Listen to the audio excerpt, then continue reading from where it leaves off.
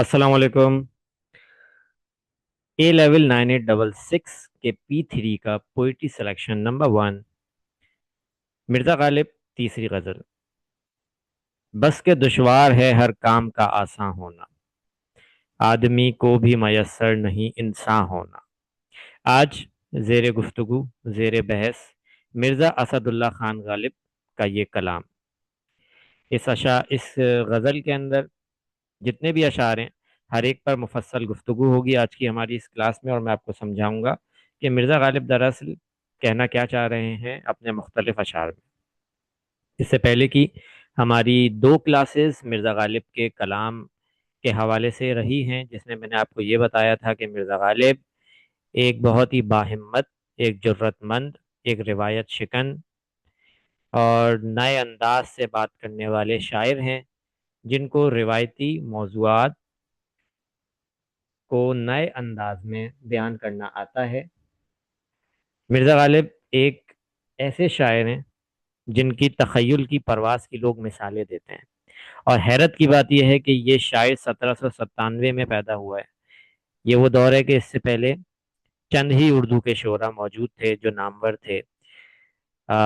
میر تقی میر ان سے پہلے تھے، میر حسن میر تھے ان سے پہلے، اور بھی کچھ نام ہیں، مگر ہم یہ دیکھتے ہیں کہ مرزا غالب نے اپنی شاعری کے ذریعے اردو کا انداز ہمیشہ کے لیے بدل دیا۔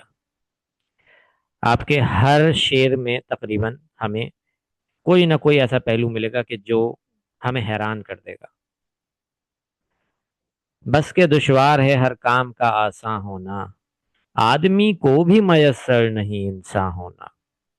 یہاں اس شعر میں سب سے اہم بات آدمی اور انسان میں فرق ہے۔ آدمی سے مراد ہر وہ شخص ہے جو حضرت آدم کی اولاد ہے، جبکہ انسان سے مراد وہ شخص ہے، وہ فرد ہے جو اپنی عظمت کو پہچان لیتا ہے، جو اللہ تعالیٰ کی دی ہوئی صلاحیتوں کو تلاش کر کے اسے بہتر بنا کر کسی مقام پہ پہنچ جاتا ہے۔ تو پہلا جو مصرع ہے اگر ہم اسے دیکھیں تو یہاں غالب کہہ رہے ہیں بس کے یعنی کیونکہ، اس لیے کیونکہ دشوار ہے ہر کام کا آسان ہونا۔ دنیا میں کوئی بھی کام آسانی سے تھوڑی ہوتا، ہر کام ہی مشکل سے ہوتا ہے۔ تو جیسے ہر کام مشکل سے ہوتا ہے، اسی طریقے سے یہ بھی بڑا مشکل ہے کہ ایک آدمی جو ہے وہ انسان بن جائے۔ ٹھیک ہے، یہاں پہ میں نے لکھ بھی دیا، غالب کے یہاں آدمی صرف گوشت پوست کا ایک پتلا ہے، جبکہ انسان وہ ہے جو اعلیٰ اخلاقی، روحانی اور انسانی صفات کا حامل ہو۔ یہاں پہ یہ بات بتانا ضروری ہے کہ اس وقت مرزا غالب کے سامنے علامہ اقبال کا کلام موجود نہیں ہے، کہ جنہوں نے خود ہی کے فلسفے کو اپنے اوج پر، اپنی بلندی پر پہنچا دیا۔ یہ صرف غالب کا خاصہ ہے۔ غالب فرماتے ہیں کہ دنیا میں کسی بھی کام کا آسان ہونا بہت مشکل ہے۔ ہر چیز اپنے کمال تک پہنچنے کے لیے سخت مراحل سے گزرتی ہے۔ اسی طرح حیاتیاتی طور پر یعنی میڈیکلی، بایولوجیکلی آدمی کے روپ میں جنم لینا تو بہت آسان ہے، لیکن سچے معنی میں انسان بننا یعنی انسانیت، شعور اور اخلاق کی بلندی پانا سب سے کٹھن کام ہے۔ یہ شعر خود سازی اور انسانی ارتقاء یعنی انسانی ایولیوشن کا ایک عظیم فلسفہ ہے۔ گریا چاہے ہے خرابی میرے کاشانے کی، گریا یعنی رونا دھونا، کاشانہ یعنی گھر۔ گریا چاہے ہے خرابی میرے کاشانے کی، در و دیوار سے ٹپکے ہے بیاباں ہونا۔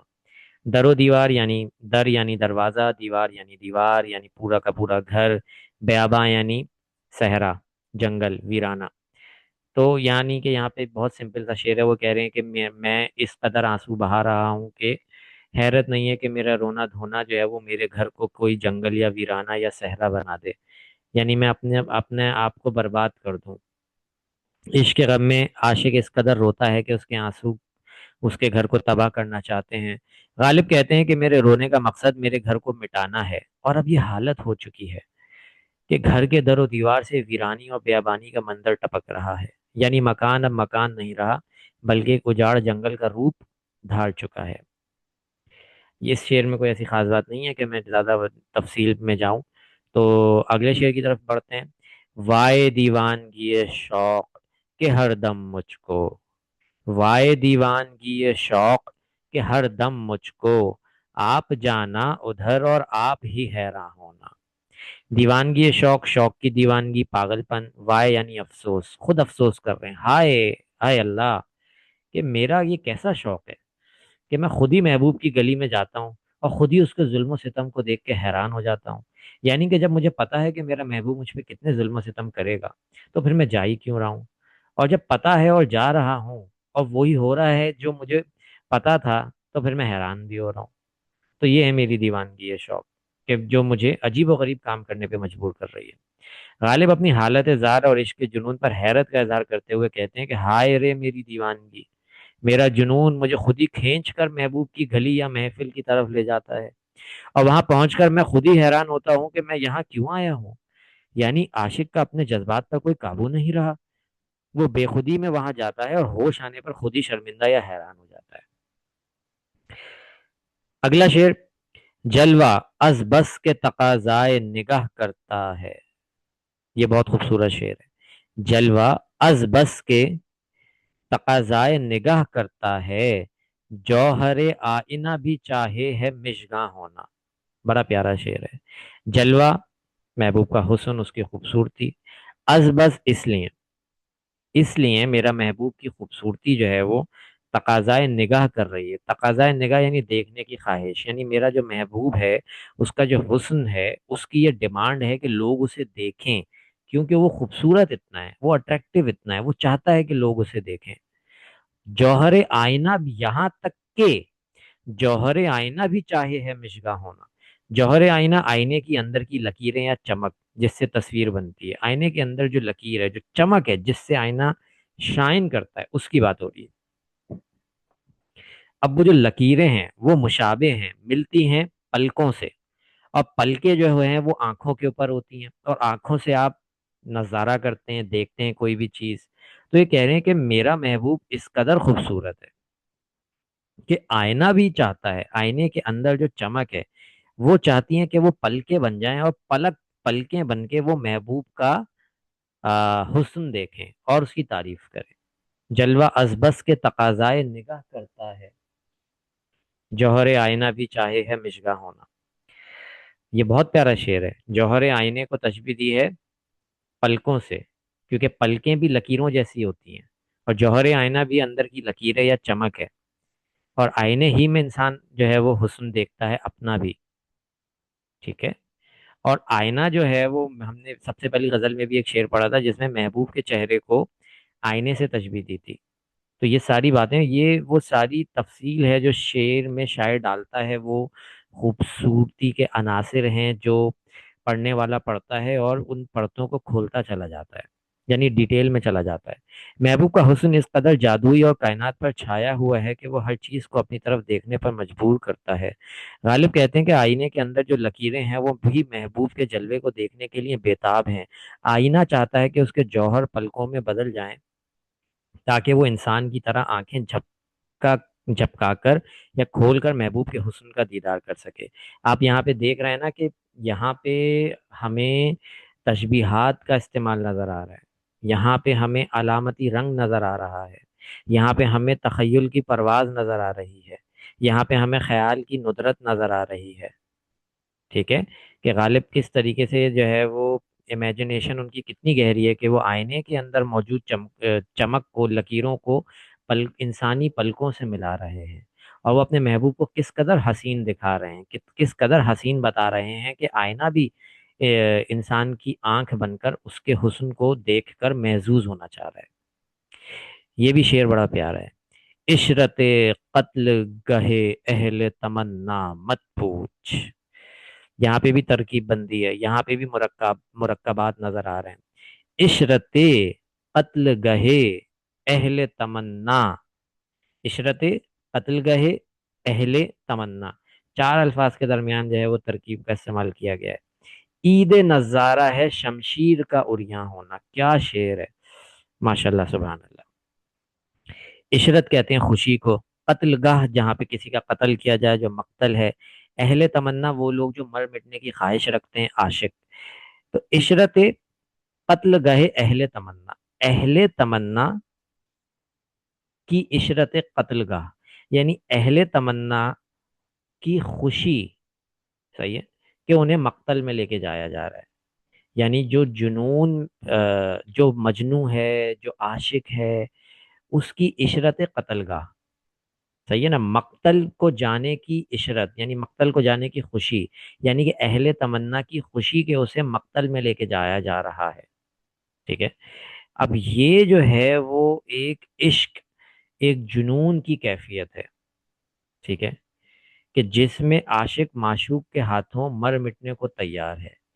عید نظارہ ہے، عید ہے کہتے ہیں خوشی کو، عید نظارہ، نظارہ کہتے ہیں دیکھنے کو، یعنی دیکھنے کی عید، سب سے بڑی عید ہے، یعنی خوشی کی انتہا ہے، عید نظارہ ہے شمشیر کا عریاں ہونا۔ شمشیر کہتے ہیں تلوار کو، عریاں کہتے ہیں ننگا ہونے کو۔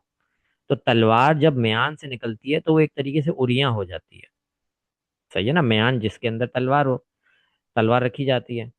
تو جب اہل تمنا اپنی آنکھوں سے دیکھتا ہے کہ شمشیر یعنی کہ تلوار عریاں ہو رہی ہے اور اسے قتل گاہ میں لے کے جایا جا رہا ہے، تو اس کے لیے وہ عید نظارہ ہے، یعنی اس کے لیے وہ ایک طریقے سے عید کا فیسٹیول ہے۔ اب اصل میں کوئی عاشق تلوار سے جو ہے وہ سر قلم نہیں کر رہا، اس کا مطلب یہ ہے کہ محبوب جو کے ہاتھوں ظلم و ستم پہ خوش ہے عاشق، عاشق چاہتا ہے کہ معشوق اس پہ ظلم و ستم کرے۔ غالب کہتے ہیں کہ جو سچے عاشق ہیں ان کے لیے محبوب کے ہاتھوں قتل ہونے کی خوشی کا اندازہ کوئی نہیں لگا سکتا۔ جب مقتل میں محبوب کی تلوار میان سے باہر نکلتی ہے تو عاشقوں کے لیے وہ منظر ایسا ہی ہوتا ہے جیسے عید کا چاند نظر آ گیا ہو۔ اب یہاں پہ ایک اور خوبصورتی کی انتہا آپ دیکھیں کہ عید کا چاند کو انہوں نے ملایا ہے شمشیر سے۔ شمشیر کی جو شیپ ہے وہ کیا ہوتی ہے، تلوار ہلکی سی کرو ہوتی ہے، اور چاند بھی جو ہے وہ ہلکا سا کرو ہوتا ہے۔ اگر آپ آدھا چاند دیکھیں تو وہ کیسا ہے، کرو ہے۔ یہاں پہ وہ چھوٹی چھوٹی خوبصورتی ہوتی ہے بیٹا، جو شعر کے اندر شاعر چھپا کے چلا جاتا ہے اور پڑھنے والا اس کی پرتوں کو کھولتا چلا جاتا ہے۔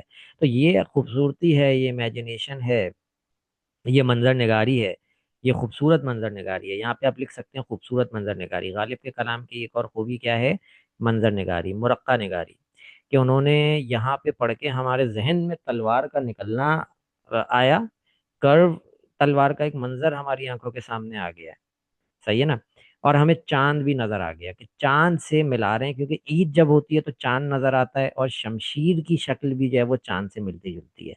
تو یہ بہت خوبصورت شعر تھا غالب کا۔ لے گئے خاک میں ہم داغ تمنائے نشاط، لے گئے خاک میں ہم داغ تمنائے نشاط، تو ہو اور آپ بسد رنگ گلستان ہونا۔ اور سب سے پہلے میں آپ کو الفاظ میں نہیں بتا دیتا ہوں، خاک میں لے جانا، قبر میں لے جانا، جب انسان خاک ہو جاتا ہے، مر جاتا ہے تو خاک ہو جاتا ہے۔ داغ تمنائے نشاط، خوشی حاصل کرنے کی ایسی حسرت جو پوری نہ ہو سکی ہو۔ تمنائے نشاط، نشاط کہتے ہیں خوشی کو، تمنا کہتے ہیں خواہش کو، خوشی کی خواہش کا داغ، داغ جب آ گیا تو اس کا مطلب ہے کہ وہ خوشی کی خواہش جو ہے وہ پوری نہیں ہوئی ہے، صحیح ہے، تمنائے نشاط یعنی خوش ہونے کی خواہش پوری نہیں ہوئی، تو اس کا ایک داغ ہے جو ہم اپنے ساتھ لے کے قبر میں چلے گئے۔ بسد رنگ، سو رنگوں سے، صد کہتے ہیں سو کو، صدی بھی سو سے ہی نکلا، مطلب جب صدی کہتے ہیں تو صدی کا مطلب سو ہوتا ہے نا، تو صد رنگ یعنی سو طرح، سو رنگوں سے، اور گلستان یعنی باغ بن جانا۔ تو پہلا شعر تو آپ کو، پہلا مصرع تو سمجھ آ گیا ہوگا، لے گئے خاک میں ہم داغ تمنائے نشاط، ہم اپنے خوش ہونے کی خواہش کا داغ اپنے ساتھ لے کے مر گئے، خاک ہو گئے۔ تو ہو، اب صرف تم ہو، اور آپ یعنی خود ہی، باسد رنگ گلستان ہونا، سو طرح سے، سو انداز سے اب تم جو ہو وہ گلستان ہوں گے، یعنی کہ تم باغ بن جاؤ گے، تم شاداب ہو جاؤ گے، خوش ہو جاؤ گے، کیونکہ بہار، باغباں جو ہے، گلستان یعنی باغ ہونا، باغ باغ جو ہوتا ہے وہ کیا ہوتا ہے بیٹا،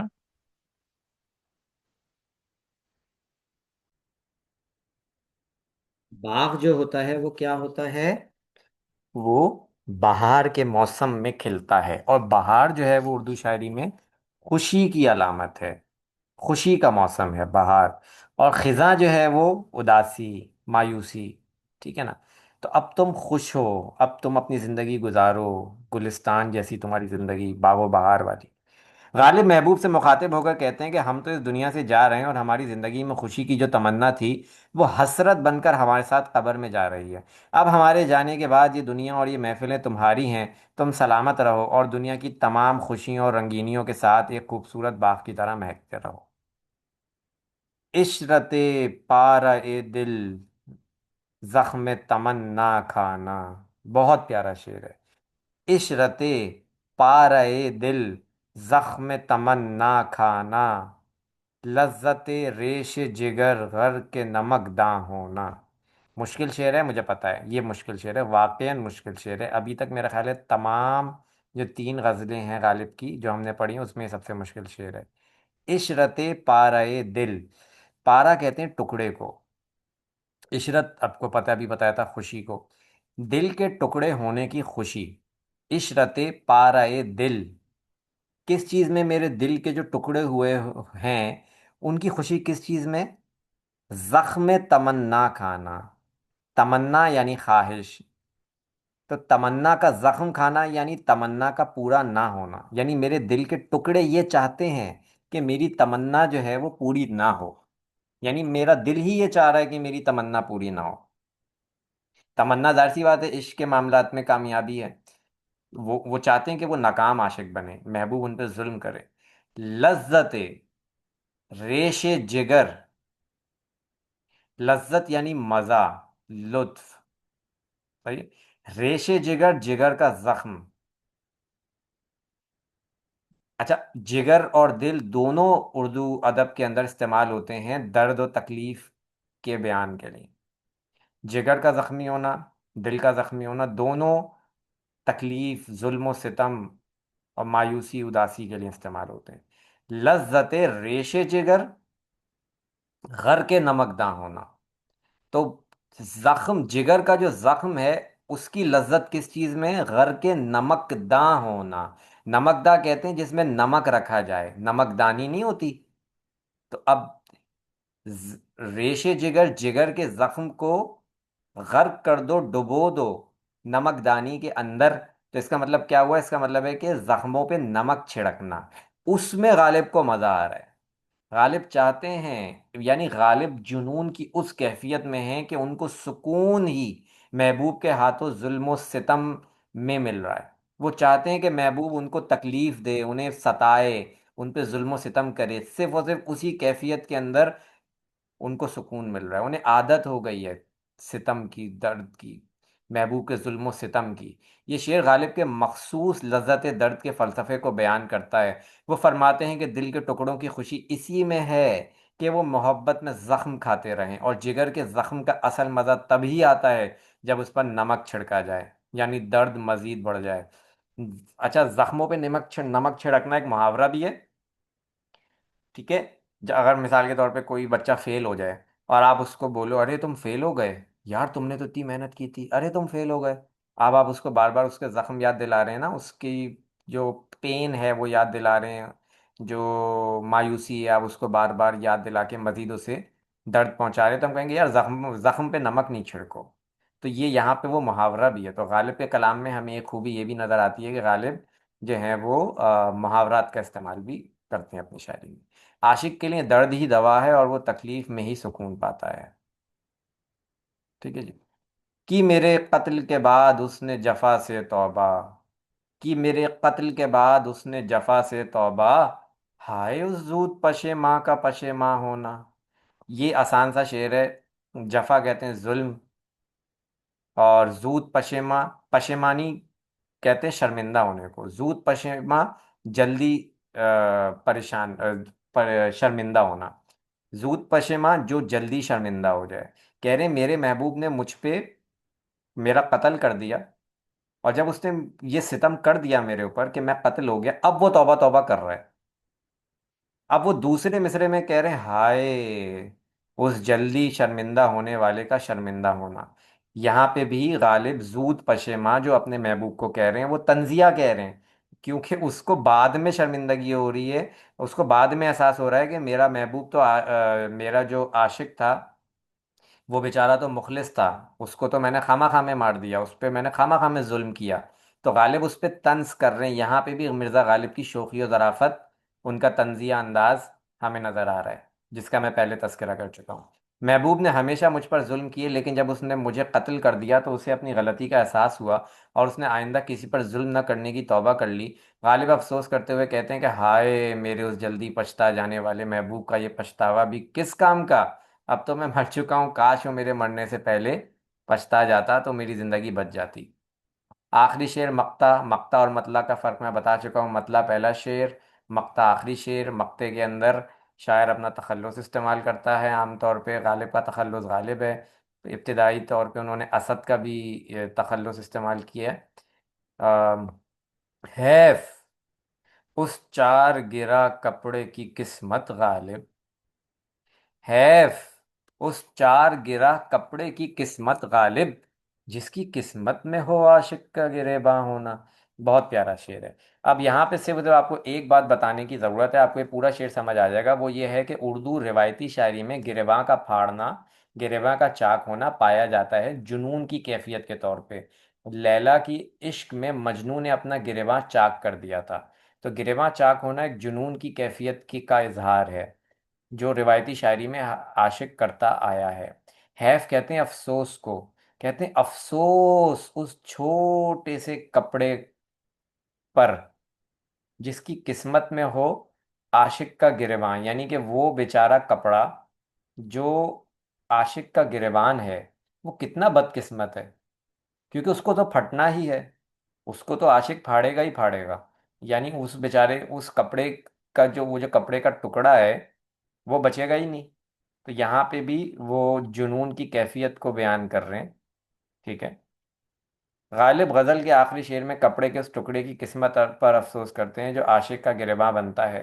وہ کہتے ہیں کہ اس کپڑے کی قسمت کتنی خراب ہے کہ جیسے ہی یہ عاشق کا گریباں بنتا ہے، عاشق اپنے جنون اور دیوانگی میں اسے تار تار یعنی پھاڑ دیتا ہے، یعنی عاشق سے منسوب ہر چیز کا انجام تباہی ہی ہوتا ہے۔ تو یہ تھی مرزا غالب کی تیسری غزل۔ اس کے ساتھ نصاب میں شامل تینوں مرزا اسد اللہ خان غالب کی غزلیں تمام ہوتی ہیں۔ اگلی ویڈیو میں انشاءاللہ آپ کو مرزا غالب کی جو تین غزلیات ہم نے پڑھی ہیں اس کے حوالے سے جو ان کا انداز بیاں ہے اس کے اوپر ہم ایک گفتگو کریں گے۔ اس کے بدلے آپ سے بس ایک گزارش، اپنے دوستوں میں زیادہ سے زیادہ ہمارے یوٹیوب چینل کا اشتراک کریں، شیئر کریں دوستوں کے ساتھ، یوٹیوب چینل کو سبسکرائب کریں۔ اپنا خیال رکھیے گا، اللہ حافظ۔